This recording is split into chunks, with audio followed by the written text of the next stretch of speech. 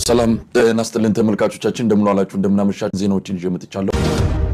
በቅርቡ በተካሄደ የብልጽግና ፓርቲ ከፍተኛ የአመራሮች ስብሰባ ላይ ጠቅላይ ሚኒስትር አብይ አህመድ በአቶ ኢሳያስ አፈወርቂ ላይ የሰላ ትችት መሰንዘራቸው ተገለጸ።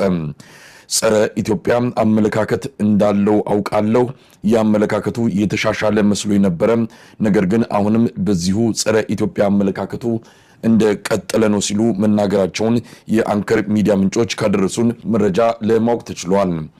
ጠቅላይ ሚኒስትር አብይ ስለ ኤርትራው ፕሬዝዳንት ጠንከር ያለ ትችት ባቀረቡበት የብልጽግና ከፍተኛ አመራሮች ስብሰባ መድረክ ላይ ከተቀረው ዓለም ጋር የተቆራረጠችውን ኤርትራን ለማቀራረብ በብዙ ጥረት አድርጌያለሁ፣ በአቶ ኢሳያስ ባህሪ ምክንያት ሊሳካ አልቻለም ማለታቸውንም ከምንጮች መረጃ ላይ ተመልክቷል።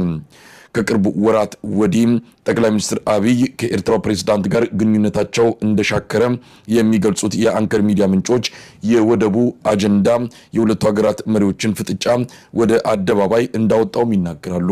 ጠቅላይ ሚኒስትር አብይ ለፓርቲያቸው አመራሮች ፕሬዝዳንት ኢሳያስ በጸረ ኢትዮጵያ አቋማቸው ሲገልጿቸው ተስፋ እንደነበራቸውና በሂደት እንደሚሻሻሉ ጠብቆ የነበረ መሆኑን አሁን ግን ፕሬዝዳንት ኢሳያስ ለኢትዮጵያ በጎ የማይመኙና ጥሩ ስሜት እንደሌላቸው ማረጋገጣቸውን ነው የተናገሩት። ጠቅላይ ሚኒስትር አብይ አህመድ ስለ ኤርትራው ፕሬዝዳንት በተለያዩ አጋጣሚዎች የሚናገሯቸው በሁለቱ መሪዎች መሃል ጤናማ ግንኙነት እንደሌለ የሚያረጋግጥ ሲሆን በአንጻሩ ፕሬዝዳንት ኢሳያስ ስለ ጠቅላይ ሚኒስትር አብይ ብዙም ጊዜ እንደማያነሱ ነው ለማወቅ የተቻለው። ከአንድ ዓመት በፊት ጠቅላይ ሚኒስትር አብይ አህመድ አቶ ኢሳያስ ሊያስገድሏቸው ፋኖንና ኦነግን እያሰለጠኑብኝ ነው ማለታቸውን ለቅርብ ሹሞቻቸው መናገራቸውን የአንከር ሚዲያ ምንጮች ገልጸዋል። አሜሪካን በመጡ ጊዜም አቶ ኢሳያስን ከስልጣን እንዲወርዱ ከፈለጋችሁ ማድረግ ይቻላል ብለው ጠቅላይ ሚኒስትሩ ለአሜሪካን ባለስልጣናት መናገራቸውን በወቅቱ የዲፕሎማቲክ ምንጮች መግለጻቸው የሚታወስ ነው።